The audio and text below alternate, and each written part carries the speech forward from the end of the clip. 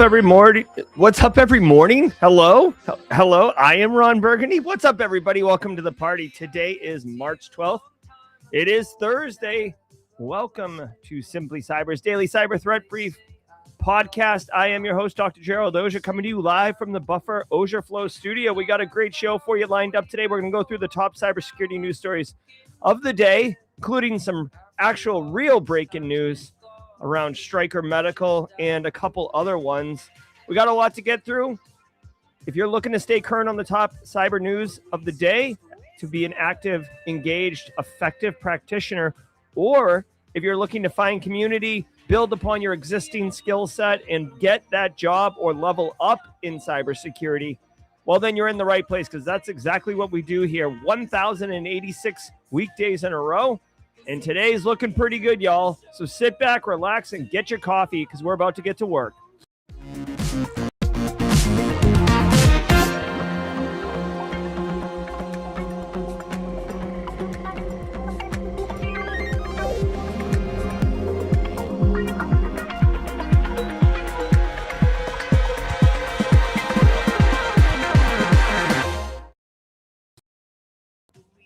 Yes, it is a beautiful Thursday morning here in the Low Country.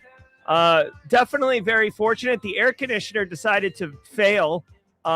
Did not have a business continuity plan of a second air conditioning unit, but we do have some fans, and we've got air conditioning maintenance staff coming on site. So thank goodness it isn't the dead of summer here in the Low Country, where humidity is at 110%, and it feels like you're breathing hot soup. Guys, every single episode of the Daily Cyber Threat Brief has 8 stories. We go through them together. I give you the headline, of course, and then go beyond the headline, tapping into my 20-plus years of cybersecurity experience alongside many seasoned cybersecurity professionals to give you additional insights, value from the story. Even when the story has absolutely nothing to do with cybersecurity, I pride myself on being able to find a nugget of value in there for you. But I want you to know I don't research or prep for any of the stories that are coming up. I literally have no idea what's coming. Toasty Pop's in the house. What's up, Kansas City? Ain't nobody got time for that. Ain't nobody got time to do research and prep for the show. Got to go live, because that's what happens in real life. That's what cyber is. It's on the edge. It's riding the lightning. It's an exposed nerve. Now, every episode of the Daily Cyber Threat Brief, good morning, Jesse Johnson, a.k.a. the Cosmic Cowboy and Haircut Fish, getting it done. Every episode of the Daily Cyber Threat Brief is worth half a CPE, a continuing professional education credit. Kilber Crown's getting one. B-Dubs 5542's getting one. Mando Avilia's getting one. My dude, Gary Sturgiotis, just straight up crushing public speaking engagements, is getting it. So check it out. Every episode's worth half a CP. So say what's up in chat. You will appear above me in the show. That's right. Simply Cyber community. You're part of the show. It's not all big me doing, oh, look at me. Look at me. It takes a village. It's a community. Plus, I mean, if anyone has seen Marcus Kyler's talk at Simply CyberCon 2025, you realize what I'm doing up here is incredibly simple. So I need the support, y'all, above me. So say what's up in chat. Grab a screenshot. Include the title of the episode, which has today's date, March 12th. It has the episode number 1087. The reason I do that is because from my audit experience, when I ask for a piece of evidence to support the claim that you got CPEs, well, when there is a number, a date, screenshot, it all together, it's very, very difficult to dispute, in fact, that you were here and got that value. So take the screenshot, get the value, half a CPE a day, 120 a year.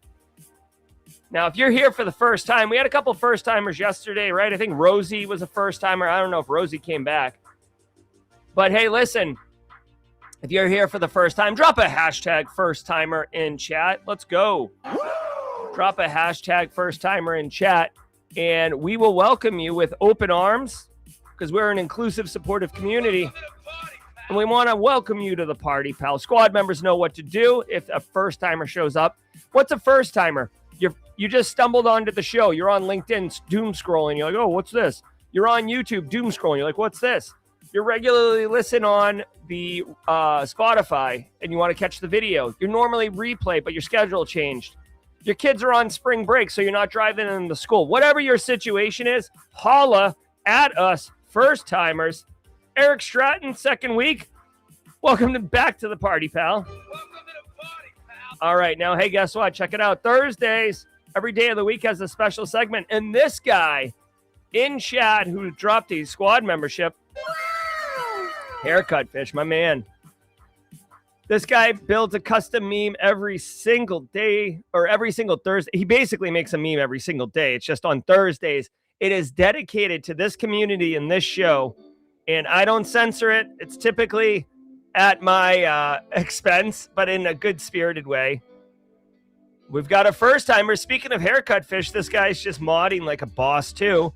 Mervyn Lumark 485 MERVYN squad members. Let's go ahead and welcome Mervyn. Mervyn, thanks for letting us know it's your first time. The old John McClane from Die Hard coming your way. Hopefully, Mervyn, hopefully you get value from the show. Enjoy your experience. Maybe it blossoms into community membership, engagement, leveling up, high-fiving at cons, relationships that stand the test of time. I don't know. We'll see where it goes, Mervyn. N Dunk says first timer never got used to the tag. I don't know what that means, but welcome to the party, pal. Welcome to the party, pal. All right, guys. So we'll get that meme at the mid-roll. Now, every single episode of the Daily Cyber Threat Brief is sponsored. Thank goodness, because it allows me to bring this show to you in all of its glory. Let's start with Anti-Siphon Training. Anti-Siphon Training is disrupting the traditional cybersecurity training industry by offering high-quality, cutting-edge education to everyone, regardless of financial position. And they do it in incredibly diverse ways. Yesterday, you may have caught James McQuiggan's at 35,000 feet, how to detect fake remote workers. I attended that workshop. Phenomenal. He did deep fake me and John Strand, Jason Blanchard, Deb Wigley. He had the ability to fake his voice. It was crazy good. Jennifer Goulette, squad member, welcome. Thank you, Jennifer Goulette. So, hey, let me tell you about this. Every once in a while, Anti-Siphon actually puts on a summit, a virtual conference, 10 talks, which is not light, 10 a.m. to 4 p.m., 10 a.m. to 4 p.m.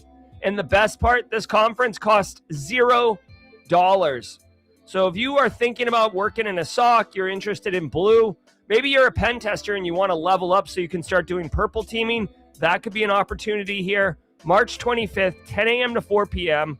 Basically, carve the day out, get a cooler full of Monster Energy and some sodas, plant your butt down, maybe get a sub from Publix. Sit your butt down, 10 to 4 p.m. Crush it. I'm going to drop a link to this. So much awesomeness, SOC Summit.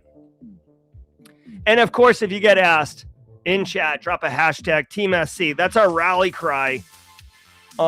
In different areas. When we Simply Cyber travels really well. I get complimented quite often about how well we travel as a community. And just dropping Team SC in chat, people be like, "Oh, where are you coming from?" It's not upstate, Midlands, Texas. It's Team SC. Love it. Thanks, guys, so much. It's so cool. You know what else is cool? Flare Academy is cool. But I got to tell you guys, if you are interested in just unbelievably sick threat intelligence that's actually actionable and valuable, come check out Flare Cyber Threat Intelligence Platform. You could see, if you go to simplycyber.io Flare, you could sign up for this 2-week free trial. What does that get you? Guys, this is a video demo showing you the inside of the threat intelligence platform.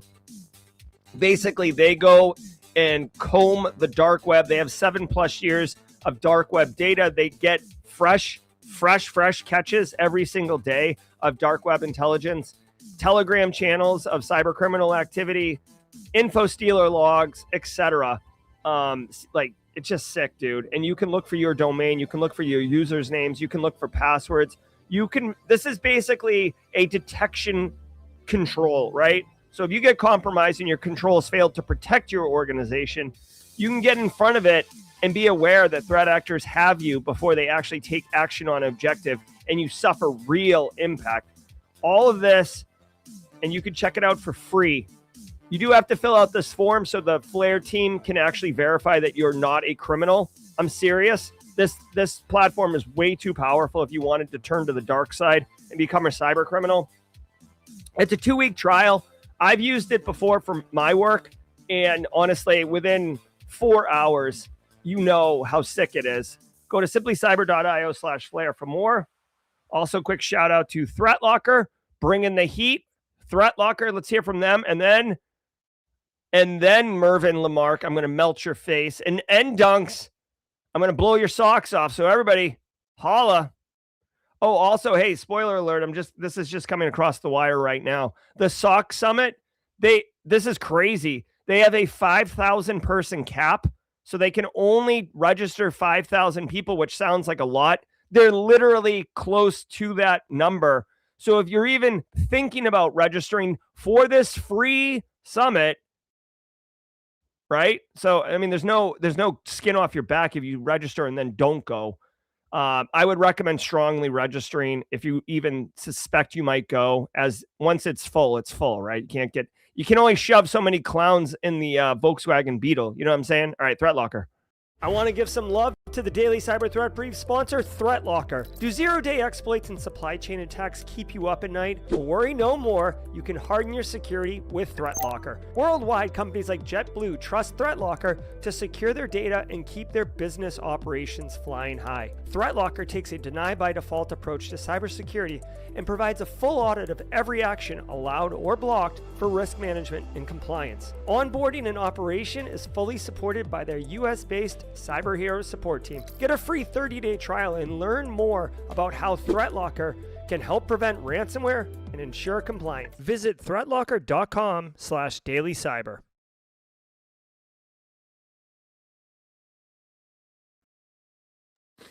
All right, everybody, do me a favor. Sit back. Relax. Namaste. And just let the cool sounds of the hot news wash over all of us in an awesome wave. I'll see you at the mid-roll for Dan's meme. Let's go. From the CISO series, it's cybersecurity headlines. These are the cybersecurity headlines for Thursday, March 12th, 2026. I'm Sarah Lane. Meta apps offer new scam protection. Meta is adding new scam detection features across Facebook, Messenger, and WhatsApp to warn users about suspicious activity before interaction.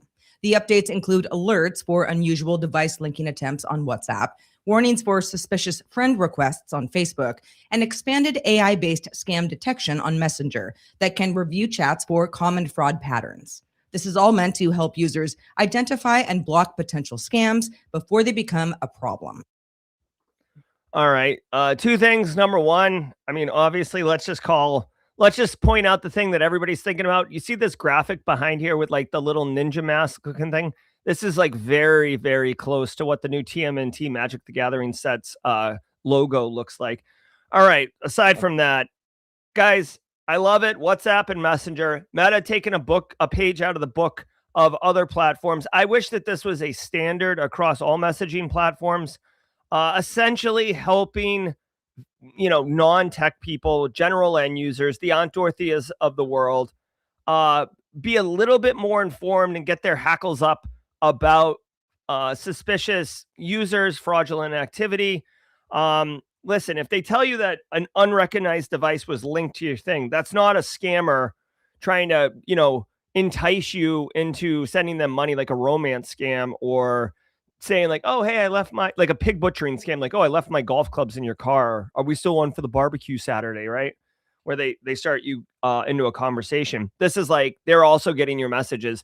If there's an unrecognized device linking, like your account is compromised at that point for real. I can't really scroll through this story because this is one of those websites that they give you like a little taste and then they slap you in the face and ask you for money. Let's say unrecognized friend request. I mean, I don't know. Like, personally, I like unrecognized friend requests, but at the same time, like, shouldn't you know Like if a request comes in to friend you and you don't recognize the person, aren't you able to determine yourself that it's unrecognized friend? I don't know. To me, I'm not sure this adds a ton of value. Plus, like, um, I could see alert fatigue to like a general end user where they're like, yeah, like every friend is an unrecognized friend request. Like most, I feel like younger people don't use, maybe I'm wrong. Younger people are like less likely to use Facebook and stuff, but older people are who are like, oh, like, they've already made their friend circle. So like anything else is a unrecognized friend. At the end of the day, scammers are using these messaging apps to pull people off platform. Like you're on Facebook or you're on LinkedIn or you're on insert media app here, whatever. And it's like, oh, hey, like let's send me your phone number, send me your WhatsApp ID, and let's basically message that way. So I appreciate that. Literally for me, anything that can help general non-technical end users be a little bit more informed on malicious activity, more to you. I mean, that's GRC's, that's like one of our main tenets in GRC is to educate end users, whether that's a executive, a developer, a manufacturing person, a physical security, a new hire, someone who's been there for 60 years. Like that's our job, right? Like I take GRC work seriously. So for them to do this right on, I hope other messaging apps take note, just because I don't know. Here's the final thing I'll say about this. Like this doesn't change what we're doing day in and day out to protect organizations. Maybe you want to send a message out to your workforce about this. I'm a big advocate of helping it modify end user behavior by demonstrating security best practices for personal gain, not to like make money, but personal gain. Like, hey, workforce, did you know if you're using WhatsApp and Messenger, these these new security controls are in place? Like, even if you don't use WhatsApp and Messenger at your business, this is still an opportunity to like instill those best practices in your workforce. So when they are using Teams, for example, for work, and they get a suspicious Teams request or something, they're already kind of programmed to be like, oh yeah, like suspicious alert. Jerry was talking about this and I retained it because I remember it. Now they're probably not going to be like, because it was for personal value, but like that's how the programming works in human beings, right? So cool. Thank you. Google's Wiz acquisition finalized. Google completed its $32 billion all-cash acquisition of cloud security startup Wiz, the largest deal in Google's history. Wiz will join Google Cloud, but continue supporting multiple platforms, including AWS, Azure, and Oracle Cloud, as its own multi-cloud security provider. The deal closed after US and EU regulatory approval. Wiz surpassed $1 billion in annual recurring revenue in 2025. China. All right, two things. Number one, I mean, all right. So let me tell you two things that are just like off the cuff, really. Like number one, you might look at this story and be like, what does this got to do with me? Like, whatever. Big tech oligarchs, throwing billions of dollars around. Sweet. Now, what I want to say is, first of all, you should be, if you've ever heard the phrase, like, you should understand how your business makes money, and you tried to like figure out why does that important to you? Like, oh, I'm just a SOC analyst. I'm just, knocking down alerts and protecting this business. It doesn't matter if they make widgets or they serve patient care, or if it is a, publishing company. Who gives a damn? It's the same threat actors. I'm still knocking alerts down. It is important to understand how a business makes money, because when you are trying to convey risk to the business, when you are trying to select controls, remember, you only have so much money. Like no company is going to invest infinite dollars into your cyber program. So if you only get, let's say, $800,000 budget for your cyber program, how do you spend that money? Right. And you need to understand how the business makes money so you can make sure where you're applying control has the highest risk reduction value and the highest return on investment, because you're going to have to turn around and explain where that $800,000 went. And if the answer is not very good, good luck getting another 800 grand. Okay. So that's just a quick little back of the napkin thing on why you should understand where the money comes from in a business. Now, Google, $32 billion. All right, guys. Hey, just as someone who's been around and follows this crap, the CEO of Wiz should absolutely get a 100-foot yacht. Okay. And I'm not usually one of these people who's like, let's celebrate the 1%. You guys are the best up there with your gold fountains and your, first, private jets and stuff. Dude, Google tried to buy Wiz like 2 years ago for $25 billion, which would make my eyes pop out of my head. Okay. And Wiz was like legit. Wiz was like, we're good, bruh. Fast forward 1 year and they got an additional 30%, 32, like at $32 billion. And that was like crude math, right? It's not exactly 30%, but it's close enough when we're talking billions.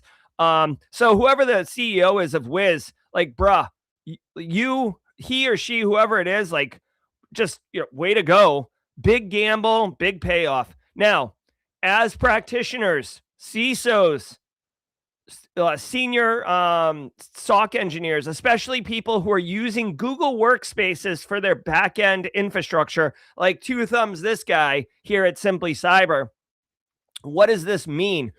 Okay, anytime there is a major acquisition, okay, like, well, first of all, I'm going beyond the headlines on this one, but stay with me. This is value. And if you've been around a while, like if you're like Cheddar Bob, like you're probably like, like Cheddar Bob's just like lit a cigar. I guess a cigar would be like this. Cheddar Bob's got a cigar and he's in the back. He's like, yep, Listen, anytime there's a major acquisition and a lot of these massive tech conglomerates, effectively Fortune 10 companies, they are going on a wholesale full stack acquisition, right? Your Palo Altos buying an EDR solution. They are already good at firewall, buying MDM, buying identity and access, right? Cisco buying Duo or Okta, right? I forget who bought Okta, but like Cisco with their Cortex engine, Microsoft with Defender, and I forget who Microsoft bought, but Microsoft bought like LinkedIn and OpenAI and stuff, which is not exactly one-to-one. But my point is, here's what's up.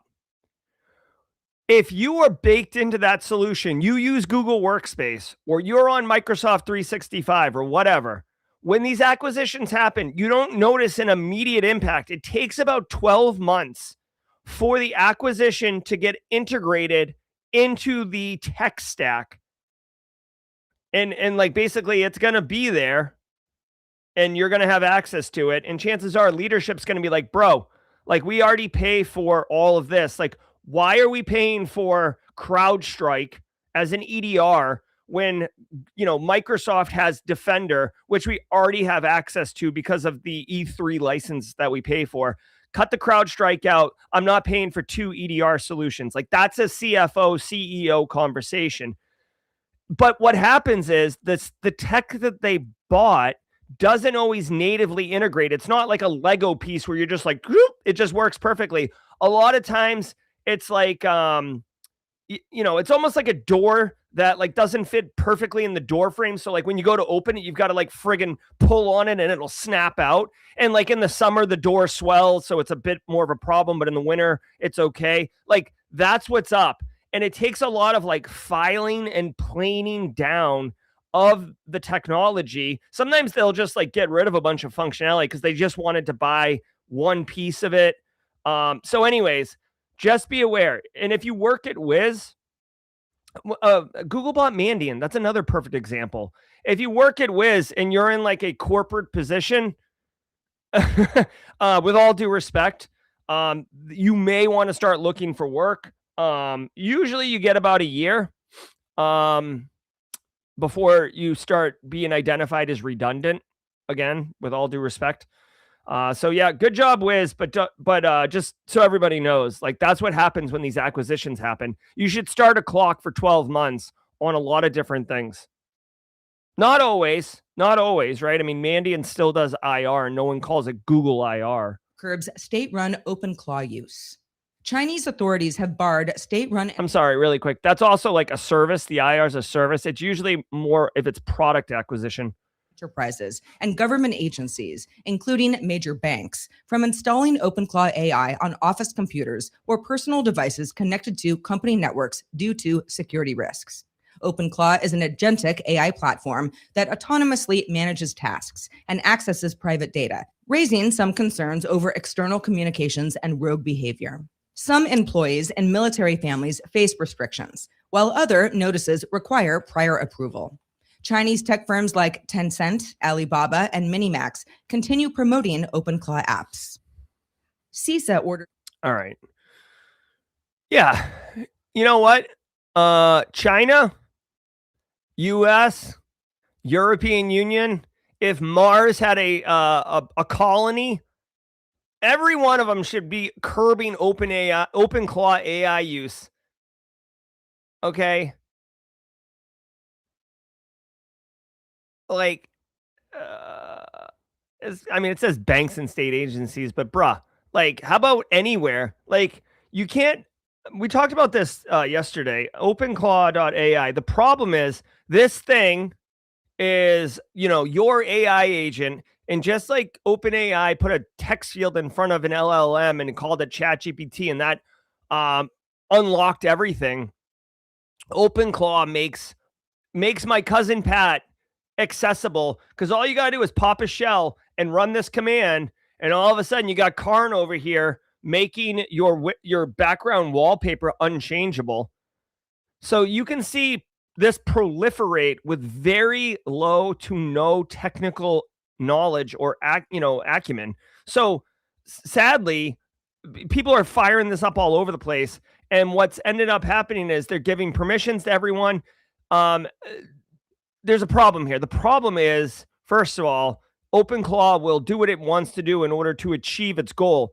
The bigger problem, in my opinion, is that yes, there's been examples of like OpenClaw spending money because you gave it a credit card and you didn't really want that purchase. But like, to me, the real problem is that there's power in giving these AI agents skills, and anyone who can install the OpenClaw agent on their desktop, Carl's of the world, they can go install skills. In fact, you can just tell OpenClaw to install a skill. Like, you can ask OpenClaw to list the skills at the store, like the store that are there, and then you could just say install it, and OpenClaw will go do it for you. The problem is many of those skills are malicious because there's it's like Wild West. There's no Apple store. There's no adjudicating body. There's no certification. Anyone can do anything. All right, hold on one second. I'm trying to find the stupid store where let's see. Oh well, I don't know where it is, but it's too bad because I looked at it the other day, and like it'll give you some type of like assessment value of whether the skill is malicious. Spoiler alert, most of them are malicious. Okay, here we go. Claw Hub. Malicious. So this one's not malicious, and this one is. So anyways, that's what's up. So as a overall policy, China is saying you can't install these things. If it were me, I would not allow anyone in my organization to install OpenClaw on work machines. It's just too risky. I mean, it's like installing it, not installing it. You know what it is? Honestly, this is like not exactly a perfect analogy, but I feel it's pretty good. This is like you can go to the pound and get like a Rottweiler, like a big dog with like a gnarly mouth and stuff, a big old Rottweiler, very strong. And you can like bring it and you can put it in your building and say, oh, hey Rottweiler, go get me like my lunch. And it'll run, it's got the ability to go to the break room, open the door with like the towel, get your sandwich, bring it back to you. Hey, Rottweiler, go tell my boss that I'll be there in 5 minutes. And it runs over there. It's like, ruff, ruff, ruff, right? So there's some capabilities, but then also accidentally you tell it to like go start your car and it just rips your leg off. You know what I'm saying? Like yeah, so, or rip someone else's leg off. Okay. And I'm a huge dog person, so don't think I'm throwing shade at puppies. But my point is, that's kind of the comparison here. I don't want it running in my environment. I run it here at my house in my own environment, and I harden the living crap out of that device, out of my network. And I don't really have any skills outside a couple that are like native to OpenClaw. And I certainly don't give it access to my email or anything like that. So that's what's up. China, I hope that the US is doing the same thing.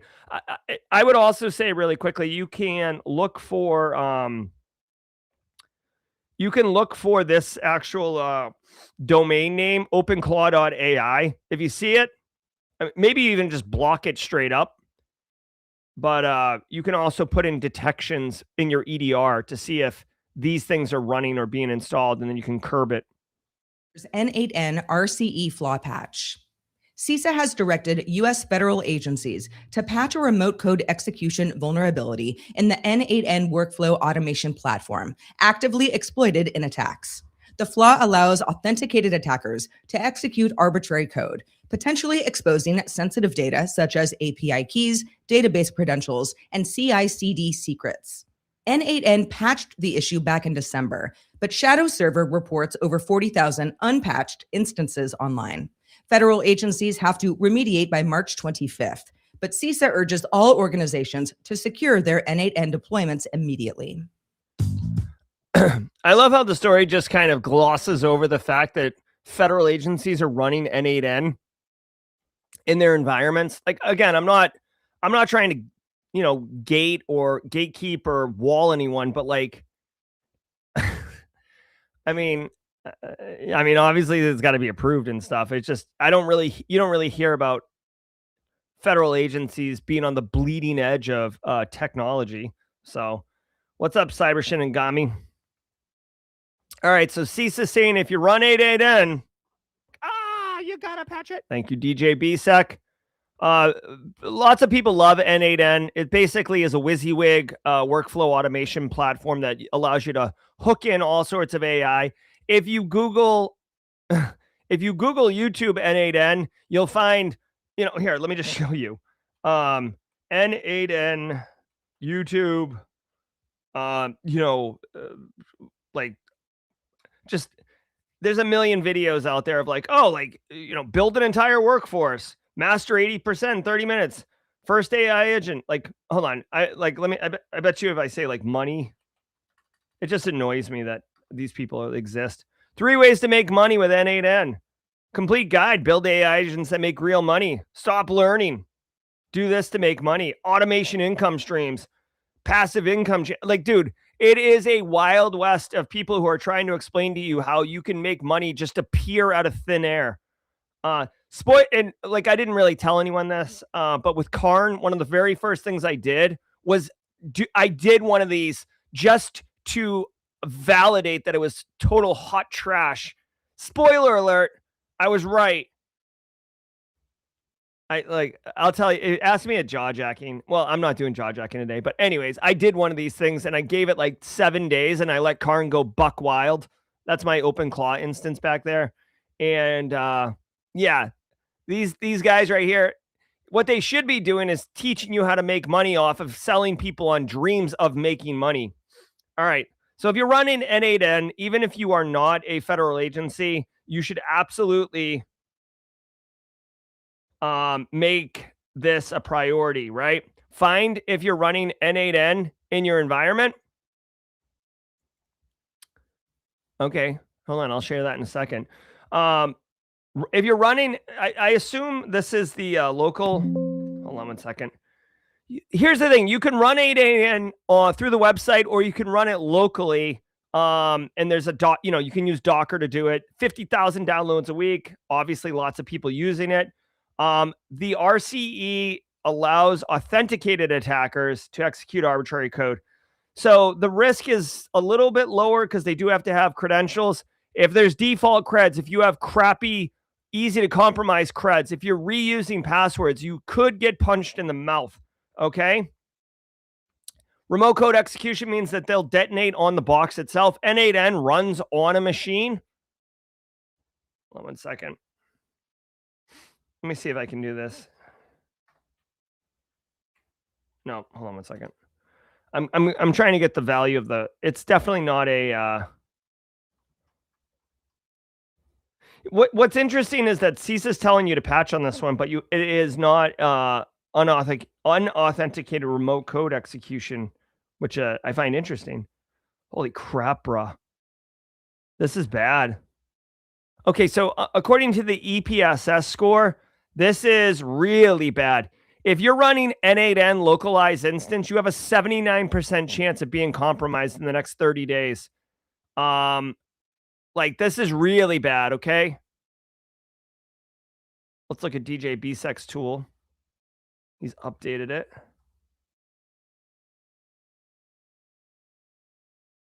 Of course, it takes time. All right, hey, listen, let me tell you this right now. This is not I reserve saying this for only situations that require it. This is an absolute, you've got to patch it, okay? Like, I know we have the funny sound effect. You gotta patch it. If you're running it on your own instance, patch it. If you don't know if you're running it in your environment, patch it. Scan your internet or scan your network, find this instance. There's got to be a way to see if N8N is on. You may even want to just notify your, kind of power users, your IT team, your developers, just straight up, hey, N8N's got a really nasty vulnerability. You must patch it. It's probably, I don't know how to patch N8N because I don't run it, but I'm sure it's trivial. I'm sure it's like, get update, or if it's like, right click update. Like, it's probably not tricky to update. Please prioritize this. This level of EPSS score is absolutely disgusting. You don't typically see the score this high. Now, they're not reporting that it's actively being exploited, which is great for you. That means you have a window of time to get this sorted out before you become a statistic. But I know Steve McMichael uses N8N quite extensively. I plan on telling him if he's not already in chat. This is not a joke, yo. I suspect we're going to hear about some news stories in the next 4 weeks of N8N getting exploited, sadly. Huge thanks to our sponsor, DropZone AI. Here's something worth asking any AI security vendor you might meet at RSAC. Can you show me exactly what your AI did? Not just the verdict, the reasoning, every tool that it queried, every piece of evidence, every step it took to get there. Most can't. DropZone AI can. Every investigation is fully transparent. You don't have to trust the AI. You can verify it. See it for yourself at booth 455 and learn more at dropzone.ai/RSA-2026-AI-Diner. All right, Cheddar Bob with the assist. The known exploited vulnerability catalog, which is maintained by CISA, thank you for funding CISA, federal government, has noted that this vulnerability, the KEV, is the known exploited vulnerability catalog, which, it's like a magic card. Like the name says what it is. Known exploited vulnerability. It is being... What the hell? Okay, so there's no information here. Like, the fact that it's in the KEV catalog would indicate to me that it is being exploited, but they don't know if it's being used in ransomware campaigns, which, like, I don't even know why they're adding this. Like, what value is that? Unknown. Additional notes? Like, can we get some more value here? All right. So Cheddar Bob pointed this out. Thank you, Cheddar Bob. I guess without understanding how it's being exploited or where or who or what industry or what APT, even more reason to get your crap together and get this patch. Like, literally, I love you being here and being part of the community every day. If you need to pause the stream and go fix this ASAP, I hear you and I completely understand. Oh, man, that's a bad one. All right.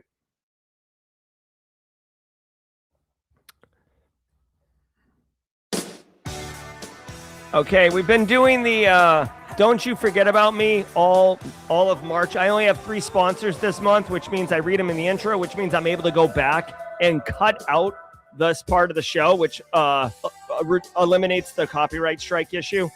So, holla, holla, holla. I want to say what's up to everybody in the chat. Thank you, Deb and Grady. Kyle, the lead analyst, also Simply Cyber Community Member of the Week. Find the True too. Guys, shout out to the sponsors again. Threat Locker, just crushing it.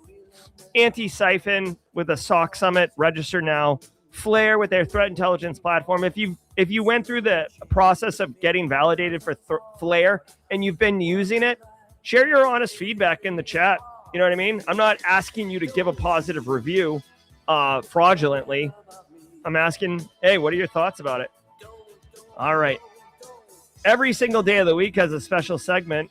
And on Thursdays, this dude, my friend, your haircut fish, makes a custom piping hot meme. And this one, he pulled the cookie sheet out of the oven while it was still hot and toasted his little fingertips.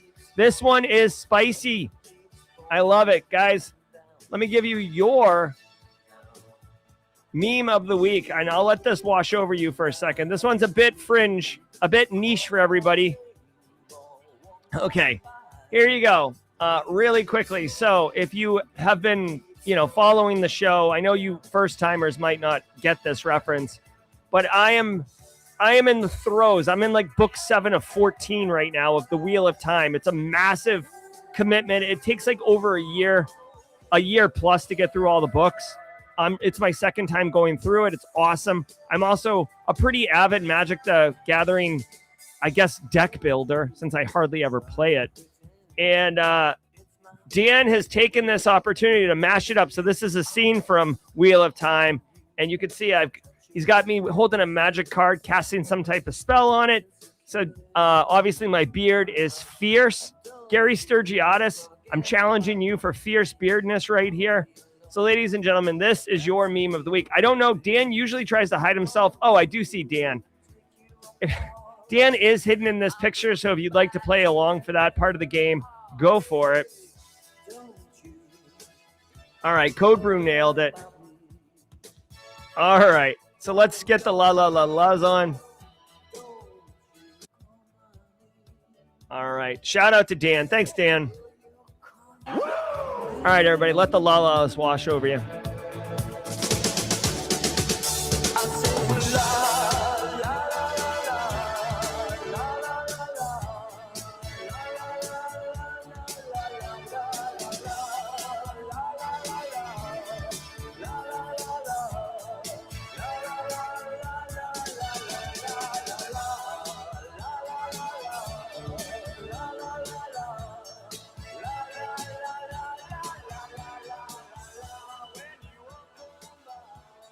All right. And yes, to those who are playing along, Dan is in the hourglass. Well done, Dan, always. Comet AI browser tricked into phishing scam. Researchers have shown that agentic AI browsers, like Perplexity's Comet, can be manipulated into phishing scams in minutes by exploiting how the AI reasons and narrates its actions. Guardio researcher Shaked Chen described this as agentic blabbering, where the AI exposes its observations and plans, allowing attackers to train malicious pages to bypass defenses. Stav Cohen explained intent collusion, where user requests merge with attacker instructions, enabling hidden commands to execute. Related work from Trail of Bits and Zenity Labs demonstrated prompt injections and zero-click attacks to exfiltrate data like Gmail content and 1Password credentials. Whoa. France's National Cybersecurity Agency sees ransomware. Okay. First of all, this infographic, am I right? All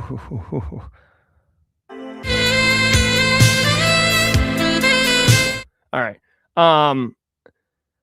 So anytime, guys, we are in this brand new world, move fast, break things of AI, which is, it's a great time to be innovative. It's a great time to try stuff, but it's just threat actors are licking their chops at opportunity because of all the unknowns and all the just attack surface that's exploding, which is why I don't want you to run OpenClaw in your environment. Okay. Now, these AI browsers, I have Comet. I've never actually used it. I downloaded, I got early access and then I downloaded and then never used it. Okay. My understanding is that it can, basically do things for you in your web browser. But anytime it's taking action, that means if a threat actor can control flow, it can get the AI to do whatever it wants. And the AI, it doesn't have like a little, sixth sense, spidey sense going off. Shall we play a game? So the threat actor, let's see, how's it work? Activates agent, AI agent under test, has some raw output. The threat actor sniffs it.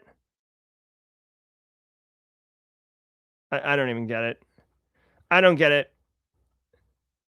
Let's see. Yeah, phishing and scam traps. Okay, so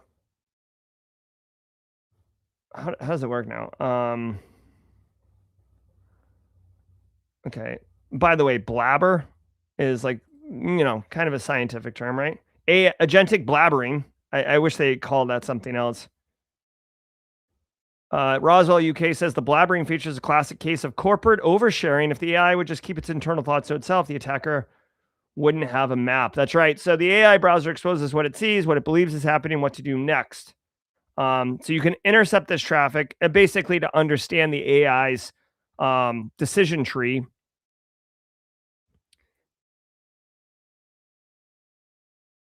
Okay. And then I guess the threat actor is using AI as well to kind of figure out how the AI, it's AI on AI action. These vibe coded platforms are already kind of a nuisance and vulnerable to a lot of attacks anyways. Let's see.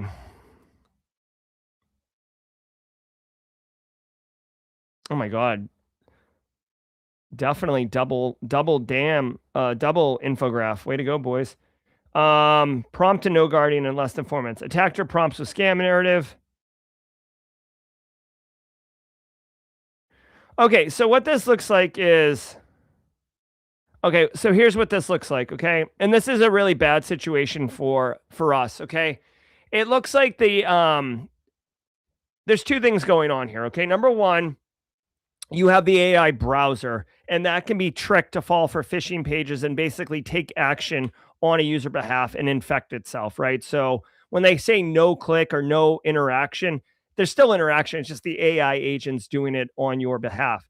So first of all, that is a risk that we need to give consideration to using AI browsers. It's no different than giving your OpenClaw instance the ability to go scrub the internet. You can get prompt injections. You can get data leakage, corporate secret sharing, all those things, okay?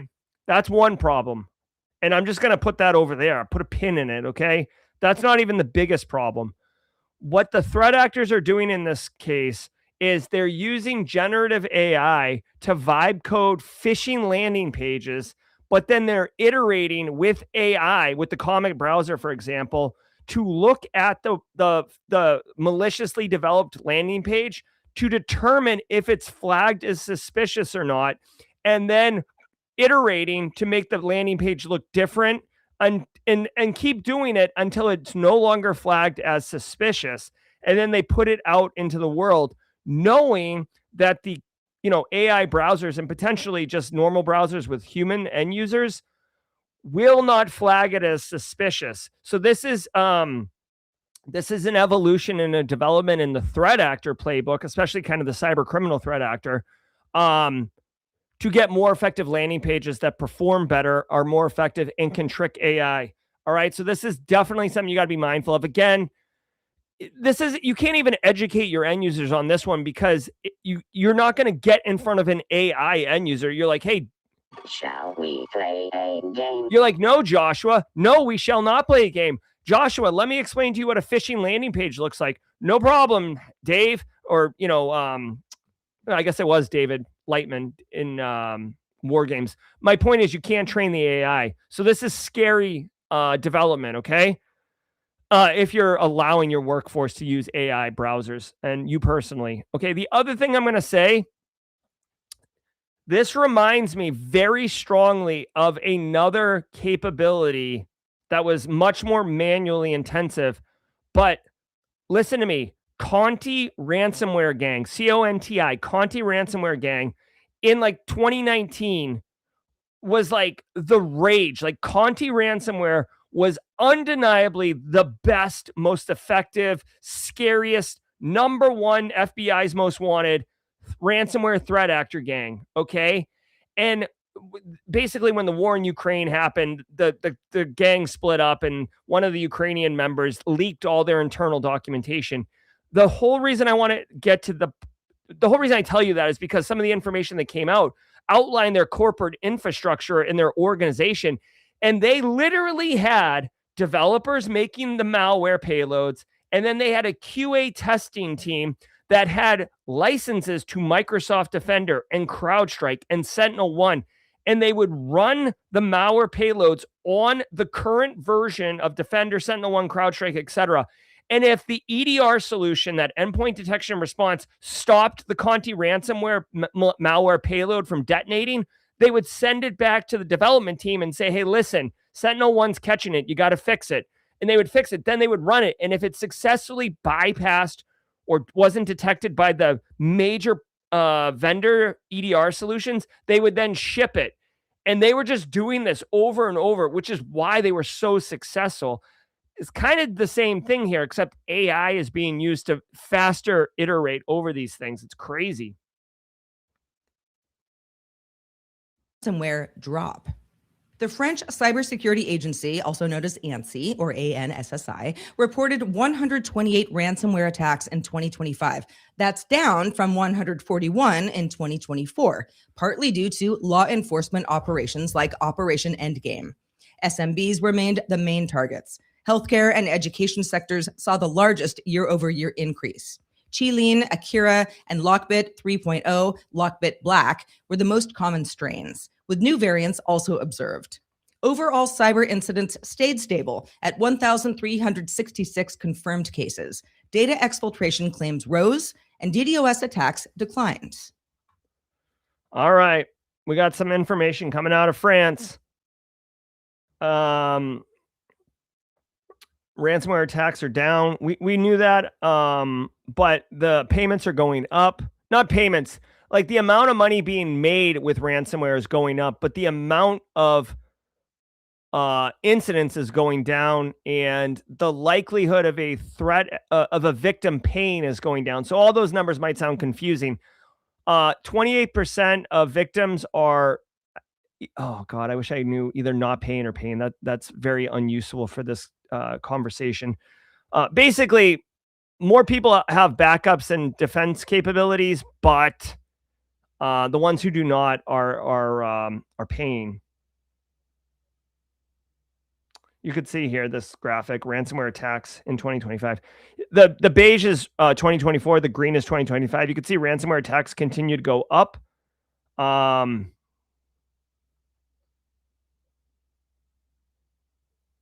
Let's see. 18% drop compared to 2024 in overall cyber alerts that involved support of the French agency. So, I mean, whatever, guys. France is just, one country. I don't know enough about them to know, are they helping private sector businesses? Is this like French federal agencies only? I invite you to go grab it. There's all sorts of, year-end reports coming out at the end of Q1 now that they've had all of Q1, 3 months to look at the 2025 metrics and numbers and analyze it, etc. So for me, for my money, guys, personally, I'm a huge fan of the Verizon data breach incident report. I'm a huge fan of the IBM X-Force report. There's a couple annual reports that are my go-tos. The Verizon data breach incident report's my number one. Stryker offline after wiper malware attack.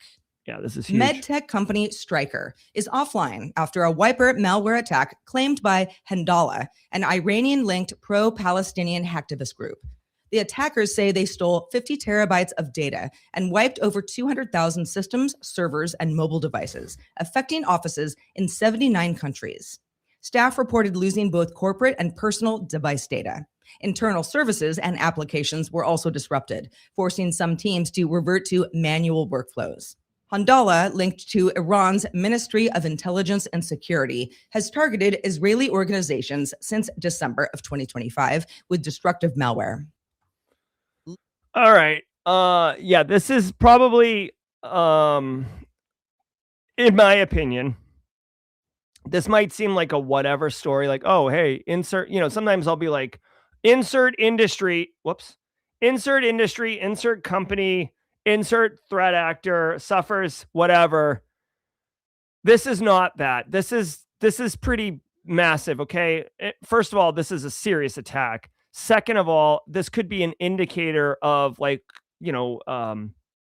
more attacks of a similar nature.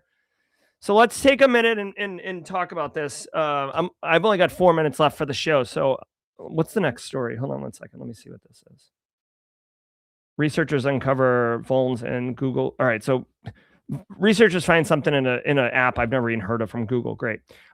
Listen, number one, if you work in healthcare, chances are you already know about this. This is from yesterday. I have friends that work in healthcare. I had group chat conversations with them yesterday. They're all over this thing.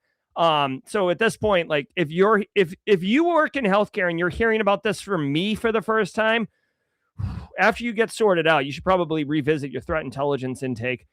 Stryker is one of these medical device companies. They got hit with this wiper virus. Wiper malware is no joke. Okay. Go look at Saudi Aramco's Shamoon attack, SHAMOON. That is a perfect example. You can also go look at NotPetya wiper attack. A wiper attack is devastating. Imagine, if you will, every computer at your company just doesn't work anymore. Like, that is devastating. Oh, we're in the cloud. Yeah, that's fine. You're in the cloud. But like, even if you're in the cloud, and it depends how gnarly this attack is, even if you're mostly in the cloud and you just use thin clients, if all your computers just stop working, right? How are you going to access the cloud? Okay. Iran, this is Iran based. It's almost confirmed at this point. Actually, I know for a fact, unless somebody's impersonating Iran, but I doubt it. It's Iran based. And I've said it all week, guys, and I'm going to continue to say it. This is a fast moving story around the war in Iran and the Strait of Hormuz and, all these things. And Iran is like flipping out, doing everything and anything to attack. And for anyone who thinks Iran is not a first world power, you're mistaken. They don't have as many cyber-based threat actors out there. Not threat actors, but like China has like APT-41, APT-30. Like Russia has like Fancy Kitten, Fancy Bear, Cozy Bear, Sandworm, and others, right? So Iran's got Muddy Waters and a couple others, but like they are seriously legit. Now, let me tell you why the problem is. Medical devices in healthcare, medical device manufacturers and vendors, they typically have the way the maintenance works. Like if we buy a medical device from Stryker, we're not allowed to go in and patch it or maintain it or do anything. Part of the deal is that in order for it to, be secure and certified and prevent any liability if it ends up hurting a patient, is that the vendor has to maintain it. And by the way, they get a pretty sweet maintenance contract out of it. But you can either pay $100,000 a year to fly in Bobby to do engineering, or for 30 grand, you can have them remote in. Spoiler alert, everybody opts for the remote in one because it's straight cash, homie. Straight cash, homie. So when Stryker gets hit and they have VPN connections or, peer-to-peer IP tunnel connections all over the place, that is not good. Okay, that can lead to additional impact. Stryker, this is awful for Stryker. I'm not quite sure how they're going to recover. This is effectively a hyper denial of service attack. When we say denial of service, we typically mean network bandwidth, distributed denial of service, knocking over a website. This is also a denial of service attack, and Stryker is really messed up today. So what I would say is protect yourself. Go look at this. I don't know exactly how they got in or how this initially deployed. My suggestion would be add some administrative manual steps to processes around creating administrator accounts, domain admins, put extra detections around the use of those accounts. Have, if you can, put in have multiple people need to be involved in the decision to grant access or create accounts, right? So like 2 people turning the key, because if one domain admin gets compromised or something and you don't have these like duplicative checks in place, you could be screwed. Dude, Stryker, you may never heard of them. They're a Fortune 500 company that made $22 billion last year. People's personal devices getting compromised too. That's gross, right? Hopefully you had your kids, your family photos backed up from your vacation last summer, because dude, when you're ideologically motivated and hacktivist groups are doing this, when this is an existential threat to the threat actor, there's no rules, there's no guardrails, there's no like, oh, that's out of bounds. It's straight up like whatever is possible to inflict damage. Let's go. I'm kind of curious what Stryker's stock is today. That doesn't look good, right? I mean,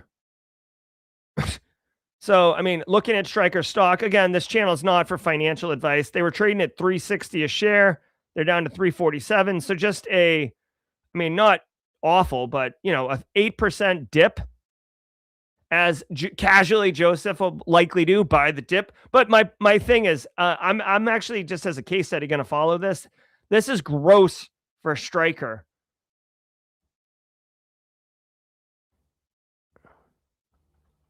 Again, if you like this N8N story, right? If you're running N8N locally, go patch it. This is important. This is like an active thing that you have to take action on. This Stryker one, like if you're using Stryker or you're involved with them in some way, you're already aware of this and doing these. I definitely would implore everybody to like elevate their, like, shields up, go to DEF CON 2, like whatever you got to do. Like, this is real. Like, we're friggin' at war, basically. All right, guys, I'm just going to skip the last story because it doesn't even look interesting. And you know what does look interesting? I'll give you a hint. Hold on. I'll give you a hint. This is what's interesting. Hold on. This guy right here. Blink. All right. Yeah. Oh, yeah. Here. Let's get some of this. Ladies and gentlemen, on the tables, 2 turntables and a microphone, I've got some fun jawjacking for you lined up. But before I release the Kraken, let me tell you, thanks so much for being here. I hope you got value from it. Very important day of news. N8N, go patch it. Stryker, damn. I'm Jerry from Simply Cyber. As part of this effort that Eric Taylor kind of teased yesterday, but we're going to be getting into having multiple personalities, multiple practitioners doing the jawjacking as part of my effort to help deliver value both to the community as well as the jawjacking hosts for, personal branding and development. We're going to be getting into more of a heavier rotation of jawjacking hosts. So today I'm super pumped to bring back to the stage jawjacking champion DJ Bisek, aka Ben Sherrill. Tons of experience. The guy came up networking. Now he's like an executive. Someone show him what a keyboard looks like. I'm Jerry from Simply Cyber. Hey, let me just remind you really quickly, all you GRC Mafia people, I should do a better job of marketing this and telling people, but all you GRC people, I've got Carla Reffold coming on, Chief Insights Officer. You might be like, what's that? Dude, this woman, this professional, she is awesome, okay? And we got talking. Someone introduced us. I think it was Kathy Chambers or Jack Scott. And I got talking to her. I'm like, oh, yeah, what do we do? And she's like, one thing that people are doing wrong? The way they calculate risk. They're doing it wrong. And I'm like, oh, really? Would you like to come explain that to everybody? And she's like, hell yeah. So let's go. This is today at 4:30 p.m. As always, you can go to simplycyber.io/schedule to learn, but I'm going to go ahead and pin it. This is the pin chat for today. Oh my God, get out of my way. For the Simply Cyber Firesides. Come hang out. Learn how to calculate risk like a GRC trucker. Guys, enjoy the jawjacking. Until next time, stay secure. Ever wonder what it takes to break into cybersecurity? Join us every weekday for Jawjacking, where industry experts answer your burning questions about the cybersecurity field. Live, unfiltered, and totally free. Let's level up together. It's time for some Jawjacking.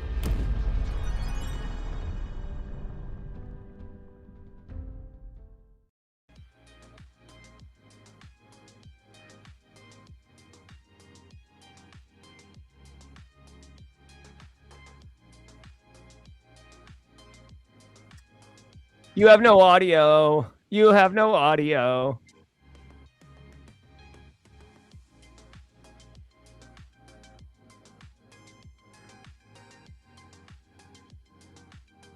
Still no audio.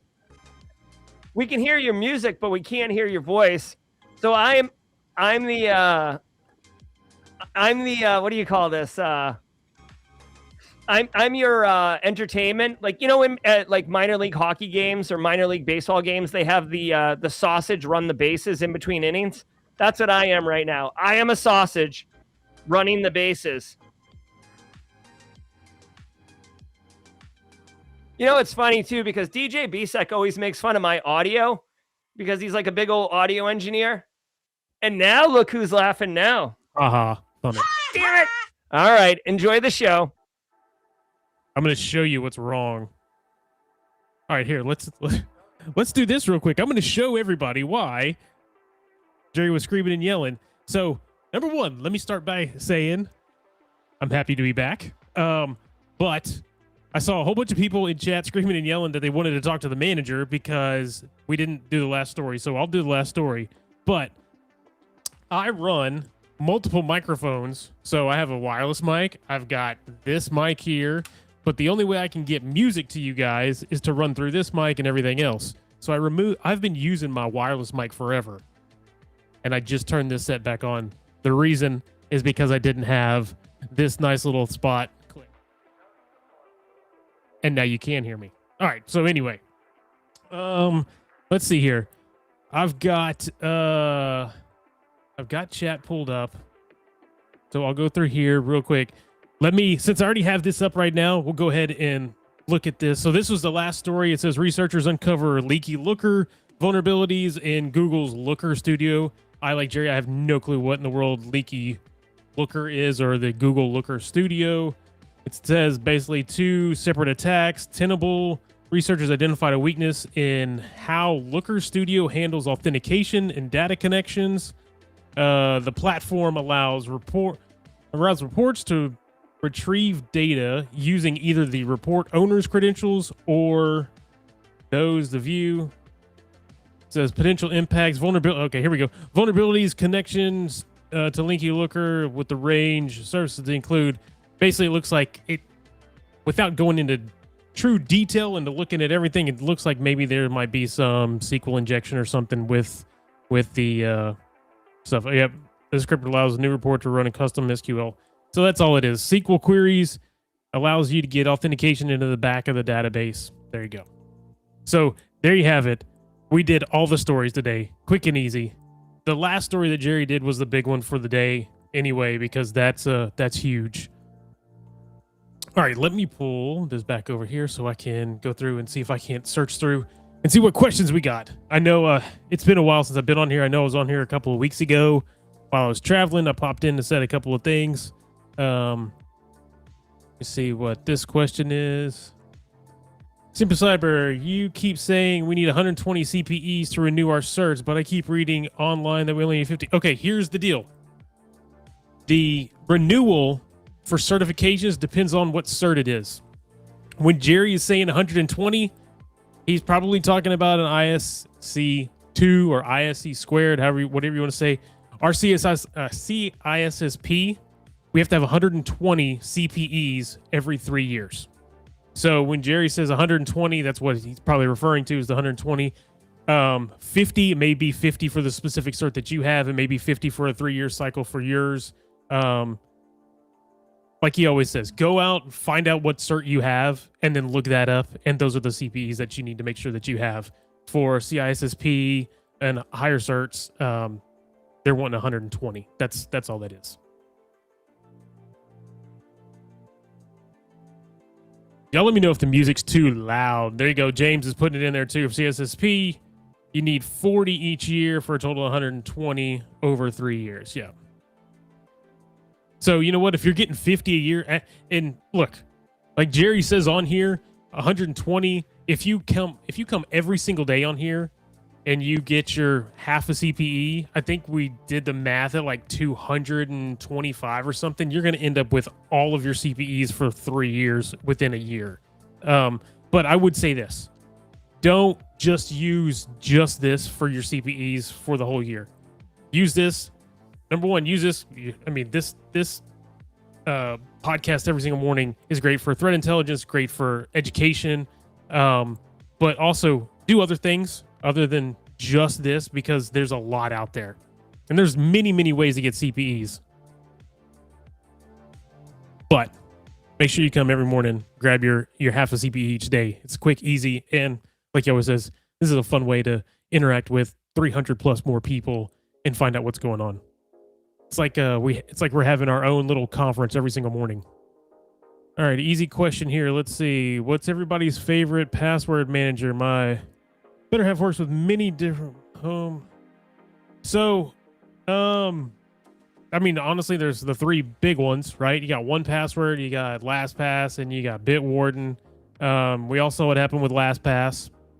We all saw, was a couple weeks ago, the whole Bitwarden stuff with them finding a flaw to be able to get in and read stuff. And I think that was not necessarily being used, but it was more of a research thing. Like, hey, look, this is a possibility that this could happen. So what I say is pick one, use it. Make sure your people at work use it, especially if you're in the security or IT realm. Make sure you've got your high-end people, your accounting people, those that have passwords. Make sure that they're using that and locked up. But at this point, right, we should all be trying to transition over to passkeys as well.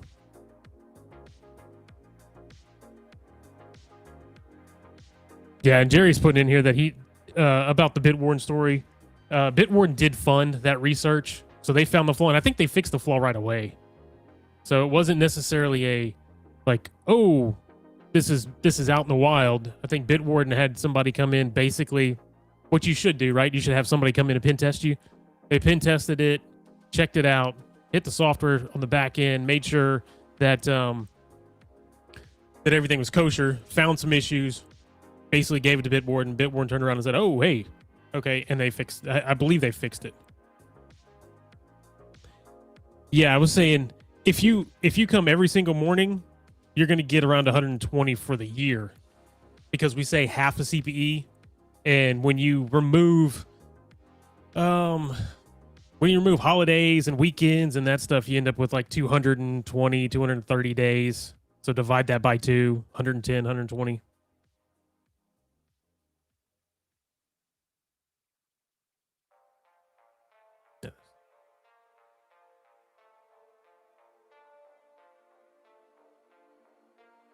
Oh, studio lighting, yeah. Hey, you know what? All these lights back here, I had them hooked up to the stream before, so people could change them when they wanted to. We could go from blue to red. They changed for Christmas. They went back and forth from red to green. I have a lot of fun with it. Once I get back into it, hopefully I'll get back into doing some more stream stuff, putting some more content out, and I may hook all that stuff back up. James McQuiggan can say 1Password, Bitwarden, no LastPass. Bitwarden, let's see. What do we got here? Code Brew says, not sure about CSSP, but CompTIA will not let you use more than one certain amount of webinar CPE hours, usually 10. You have to get the rest from other sources. Yeah, it's always good to have other sources in there.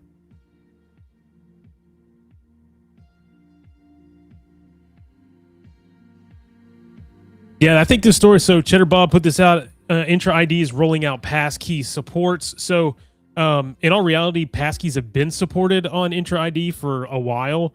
but it hasn't been like the mainstream thing, right? So they had FIDO2, so you could use your YubiKeys and things like that. But what they're doing is I think they're going to push, right? So we went from passwords to now let's push MFA, and MFA will give you all of the things for MFA. You can use SMS, you can use Microsoft Authenticator, you can use a Google Authenticator, you can use something else to authenticate. But what I want you to do is I want you to make sure that there's a second, third, or fourth spot in there for authentication. Now everybody is seeing how you can get around MFA and how you can get around those specific things, and are going, okay, now you know what we need to do. Now we need to use passkeys and bring those to the machine and make sure that the person that's logging in is logging in from the machine that they need to be, or that they say they're logging in from. And I think Jerry and Codebrew, maybe, I don't remember who it was, Jerry and someone, and I think he's got a video talking about this. This is 100%, and Cheddar Bob saying right here, at least, if anything, get your admins on passkeys, have them start testing it, get them on the passkeys, because that way we can lock down their admin accounts, and it helps securing your backend. And we all know we need a secure backend. Nice lighting, we can see you. Yeah, I try to be seen. Yeah, I put these on. So these are gunner glasses. These are they're if you're an old like me, if you got gray hair, they're like blue blockers. They block out the blue light.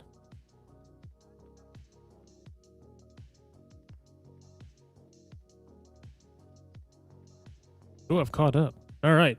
Let's see. I wrote a random skills. I wrote a KB on some networking information. Where's the best place to post it? LinkedIn. So here's what I would say for a KB article. Hopefully you have a GitHub. I would put it on GitHub #1. That way it's there. You're safe. You've got versioning on it. You can always update it. You can say, oh, look, here's my updated article. But then, yeah, go post your link to LinkedIn. Let's see. Let me pull this up. Let me show you guys. I've been working on this for a while, and I know Jerry shows this every now and again on stream. So I've been doing a lot of stuff lately with my website. So for those that you don't know, I built out a website on GitHub using GitHub Pages. I've been trying to get into like Codex and Claude and all of these different AI platforms to basically, in my position, I want to understand what they're doing, how they're being used. Can they be secure? Is there something, specific that I need to look for, and those type of things? So I've actually been using these to spruce up my site. And this is what I've done. I've gone through and changed it. And we could probably go back to the Wayback Machine and look how it was before, but I've gone through and set this stuff up. I've created better news. So the news shows up more, I've got like a hero site and things like that. So using all of the AI information and using these types of things allows me to just go in and say, hey, this is what I want to do.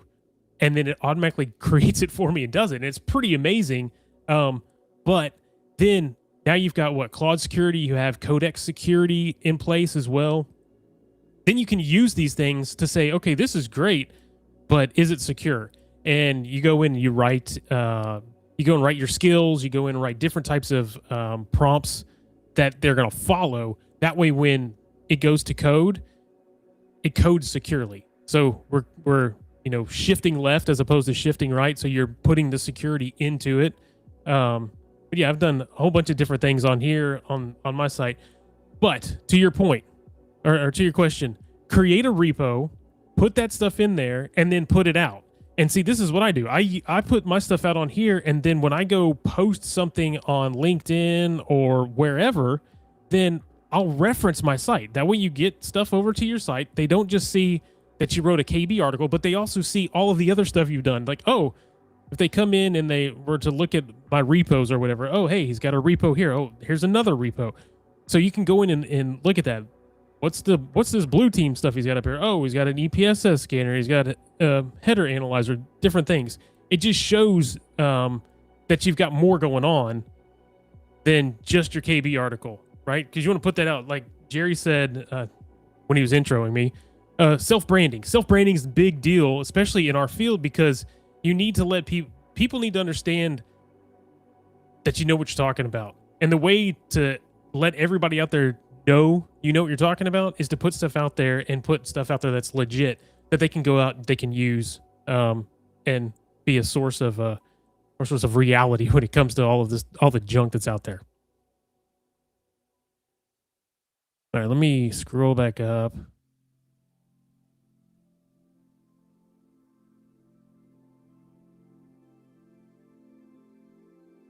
All right, any tips from moving from sysadmin to cybersecurity engineer? I just got a bachelor's in cyber from G. So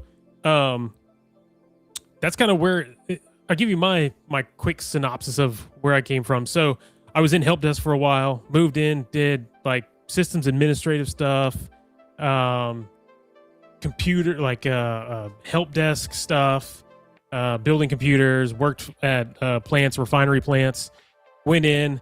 When I was there, learned how to do networking, moved more into the networking side, still did the systems administrative stuff because I was working at a smaller area. So I did systems administrative stuff, did the networking stuff, now kind of more into the security and the management side. So here's what I would say. When you want to move into systems administration, you've already been doing security by systems administration. Why? Because you've probably been updating, you've been patching, you've been doing other things that revolve around security, even though you may not have had that specific mindset. So now moving into a security role, you're going to change your mindset of, instead of just making sure that this is up, now I need to make sure that this is secure and up, right? We have that scale that we're always talking about where you've got security on one side and you have operations on the other, and you got to find that median. Is it going to be a 60-40 where it's more secure and less operational? Or is it going to be a 60-40 where it's more operational and less secure? You've got to figure out, and that's going to be based on the company. That's going to be based on what basically what the company's doing and so forth. What I would say is, for you as a systems administrator moving into security, I would look for a security engineering role type. I'm not sure where you're working at or if they already have a group, but if you just got your bachelor's from WGU and there is a security part to the company that you're in, I would go and talk to them. How are you going to, is there a way for me to move over into this department? This is what I'm interested in. Look, I can do all the security, I can do all the systems administrative stuff, but I'm really focused in on, I'm really trying to hone in on the security side, and I want to understand the security side and work on there. That's why I went and did what I did, getting a bachelor's in there. I don't think it'll be hard for you to move over there. It's just a change in mindset is all it is.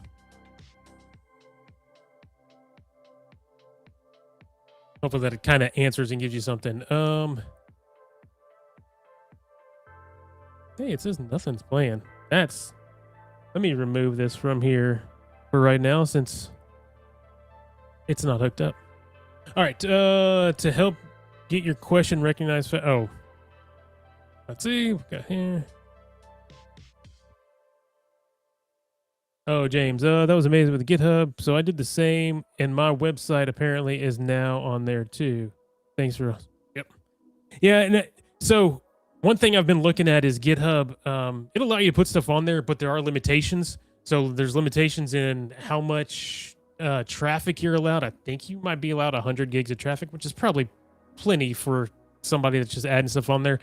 But when it gets to the information that you're putting on there, I think they only allow you like around 1 gig to 5 gigs of data. And I've been actually building out. So let me go back to this real quick. I've actually been building out and working on trying to automate cyber news. So I've created this cyber news with tags and so forth. So like CISO news, right? So this would be news for like C-suites and so forth. This would be like just daily news. So if I click on this news, so this would be the news for the day, and it adds in an MP3. So I've got a script that runs, goes out and grabs specific ones that I pick for the day, turns them into this format, creates an MP3 for it, and then dumps it on there, and then GitHub pushes everything up. There's a little bit of manual step in between, but it literally takes like 2 to 3 minutes to push all this stuff up. But the problem is great for text, but when I start adding MP3s, now I'm adding more and more and more space to it. So depending on how long I want to keep, maybe I just archive and pull that stuff off. Depending on how long I keep that information on there would kind of depend on how long I can actually run that site on there. I may have to adjust and move to a hosted platform, which won't be hard because you got Claude, you got Codex, you got all these other things to say, hey, look, I'm on GitHub's pages. Here's my site. How can I move? What could be the cheapest way to move this information over here, and what's the best way? And it'll walk through everything for you.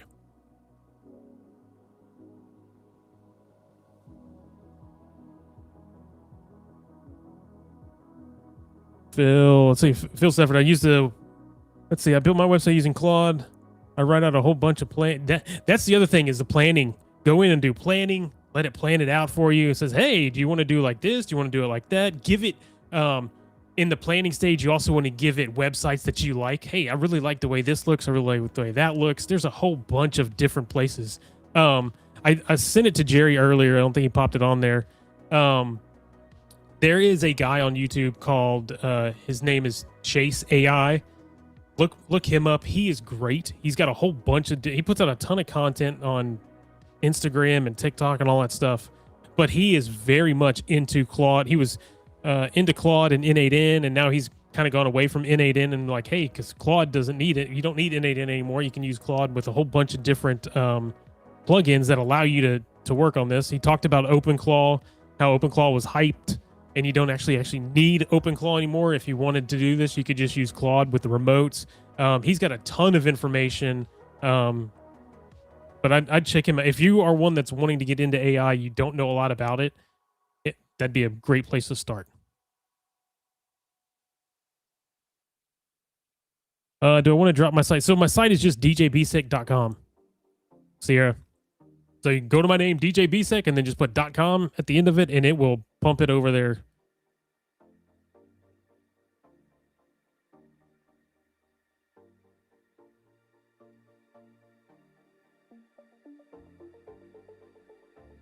We got a couple minutes. I'm looking to start a blog. Is there any platform you'd recommend? I don't have a specific platform, but there's like I said, GitHub Pages is free. You can do that. There are a ton of templates out there to use. It's quick and easy to get set up. I would start there, and then if it blows up to where you need more space, then move somewhere else.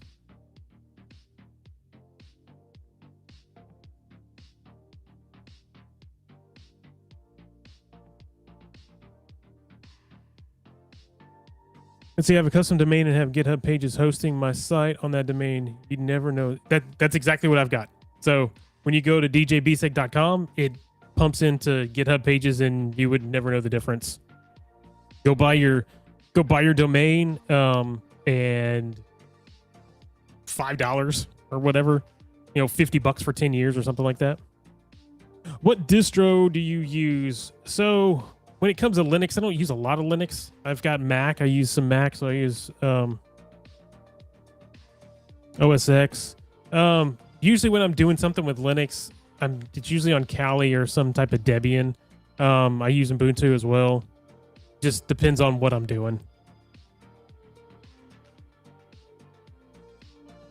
All right, we got about a minute or so left. Let me see if I can scroll through here and see if there's anything left. Oh, we got a lot of subscribers.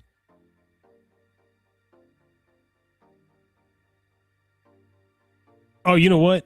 I didn't even think about that, James. So James is right. There's another. So on LinkedIn, it allows you to not necessarily blog, but put out articles. That'd be a great way to do it too. If you don't necessarily want to host something and you just want to put stuff out, if you've got stuff that you're going to put out, you can put out LinkedIn articles. And I think you can schedule those and then get people to subscribe to them and so forth. But yeah, that'd be a great way to start. And then if it takes foothold, then you can start moving to other places. Yeah, WordPress is good as long as you WordPress is a good platform, but at that point you're you're finding a host and doing all that stuff. GitHub's free. The quickest way, free is for me for right now.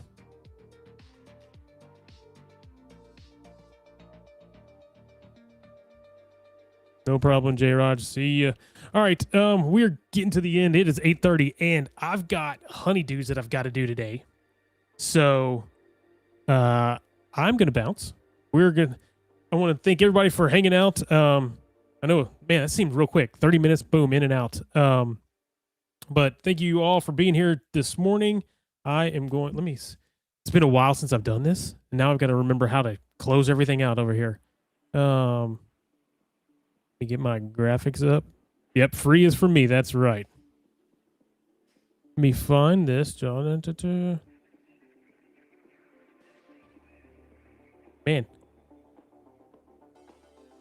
All right, that's the intro. That's an old outro. I don't want to do an old outro.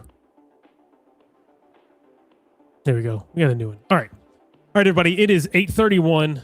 Thank you all for hanging out with me for the last 25, 30 minutes. It's been real fun. Hopefully I'll be back, be able to do some of this, be able to pop in and out and again. Got a lot going on when it comes to work and so forth. So got to try and make sure I get my work done, but I also want to be here with you guys as well. That said, hope everybody has a great day. We will see everybody tomorrow morning, 8 a.m. Eastern time, back over here, and maybe we'll find out what happened with all the healthcare stuff. Maybe we'll get an update. But until then, everybody have a great day. See you. Hey everybody, I hope you enjoyed that content. Keep the cybersecurity train going by connecting with the other Simply Cyber community resources.